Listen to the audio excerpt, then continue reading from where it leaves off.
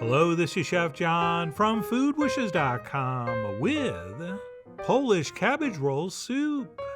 That's right, I'm going to show you what to make when you want cabbage rolls, but you don't want to actually make cabbage rolls, which are amazing, but do take a little bit of time and effort.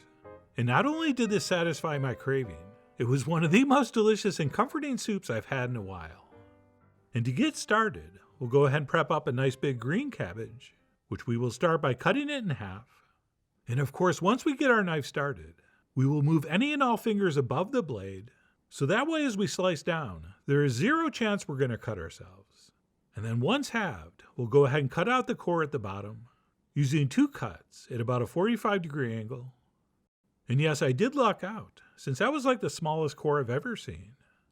And then once that's been removed, we can lay our cabbage down on the flat side, and then slice this into about 1 or 1.5 inch strips. Or you decide, but once you pick a size, try to stick with it. And that's it, we'll simply turn those strips and slice across into bite-sized pieces, whatever that means to you. But my general strategy with soup is that everything should fit on the spoon. And that's it, we'll cut the other half up the same way, which I won't make you watch. Alright, half is plenty. And what we'll do is set that aside and head to the stove, where we will melt an entire stick of butter over medium-high heat in a soup pot. And once our butter's melted, we can go ahead and toss in a diced onion, and we'll also go ahead and toss in our salts. And what we'll do is cook these onions stirring for about 4 or 5 minutes, or until they soften up and start to turn translucent. And once we're happy with how those are looking, we'll go ahead and transfer in 1 pound of ground beef, and then we'll take a spatula or something similar, and we'll cook that meat stirring for about 5 minutes, while we break it up into small crumbles. And exactly what small means is going to be up to you. I mean, you guys are after all the Billy Joels of this soup inspired by cabbage rolls. And speaking of New York, that's where my Polish cabbage roll recipe comes from, since that is where my grandmother Sophie lived.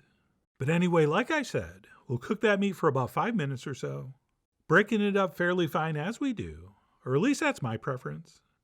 And once things get to about this point, we will finish seasoning this up with some freshly ground black pepper, as well as a few shakes of cayenne. And then last but not least, 1 bay leaf.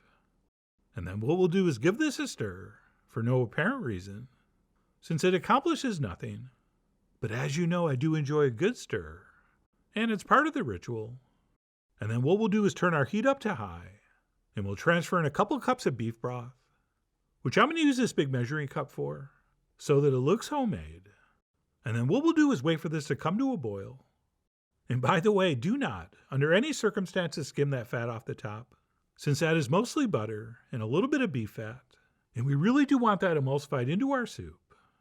And then besides definitely not skimming, we will wait for this to come to a rolling boil, at which point we'll add our chopped cabbage, and we'll go ahead and poke that down in, and we'll wait for that to soften up and become stirrable.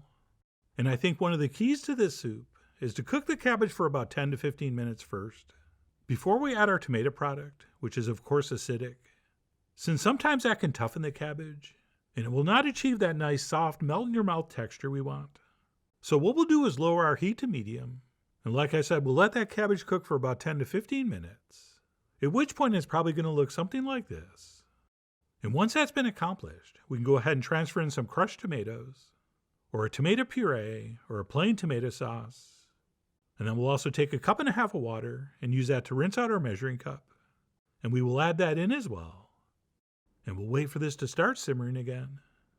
And once it does, I like to let it cook for about 15 minutes before we add our rice. Okay, the rice is not going to take that long to cook, so we want to make sure we've given this soup enough time for those pieces of meat to get nice and soft and succulent, and for our cabbage to basically melt into the soup. Or at least that's what I like. Okay, if you want your cabbage to retain some color and texture, you'll just simply not cook it as long. And once we are happy with it, we'll go ahead and add the last couple ingredients, which will include a whole bunch of freshly chopped Italian parsley, but not all of it. I'm only putting in about half at this point. And then after that, we can add our rice. And I'm using basmati, but I think any long grain rice will do. And what we'll do is stir that in, and we'll cook this for another 20 minutes or so, or until the rice is done to our liking, which can be anywhere between just barely cooked to where the grains get so soft they actually start to fall apart, Okay, so you're going to have to decide when the soup is done. I know that is a lot of responsibility, but relax. As long as you cook your rice till it's at least tender, you're going to be fine. All right, once you get to that point, it will just get softer, and your soup will get thicker and thicker, which is totally fine to do on purpose. And there are a lot of rice soups that are cooked exactly like that. And while this is simmering, if you feel like it's getting too thick and your rice is not cooked fully yet, you can always toss in another splash of water, like I'm doing here. Or of course, some more beef broth would also work. Okay, I do want this to be very thick, but I still want to be able to call it a soup and keep a straight face. So if we do need to add liquid, we'll do it a little bit at a time. And that's it, like I said, when you're happy with your rice, your soup is officially done, which means we have to taste it one last time for seasoning. And I decided to add a little more salt. And don't be surprised if you need to do the same. And we can also stir in the rest of our parsley, and then we'll turn off the heat. And that's it, we can go ahead and ladle that up into a nice cabbage colored bowl. And then I finish very simply with another pinch of freshly chopped Italian parsley. And then I grabbed a spoon and dug in. And that, my friends, tasted exactly like Polish-style cabbage rolls. Which is not surprising, since I used literally the same ingredients I put in my cabbage rolls. Which I'm pretty sure is the first recipe I ever memorized. Which was not that hard, since it's one of everything. All right, 1 head of cabbage, 1 stick of butter, 1 pound of beef, 1 bunch of parsley, 1 cup of rice, and 1 jar of tomato. So other than a little bit of additional liquid, this is the exact same thing. And I could not have been happier with how it came out, except for one major thing. Okay, it was right about here when I realized I totally forgot the garlic. I know, Sophie would not be pleased. And if that ever happens to you, all we have to do is melt a little bit of butter in a pan, and then we'll add our minced garlic to that, and we will sizzle that for about 30 to 60 seconds before we pour in a little bit of beef broth, and we'll bring that up to a simmer and let it cook for a couple minutes, at which point we'll simply stir it into our soup.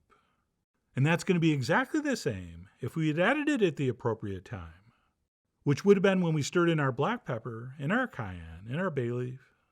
So to summarize, we never ever let the food win. And now let's just forget that ever happened. But anyway, no matter when you add your garlic, if you're craving cabbage rolls, but don't have the time or energy to do them properly, this incredible soup is a great solution. And yes, I mean that both ways. And I really do hope you give it a try soon.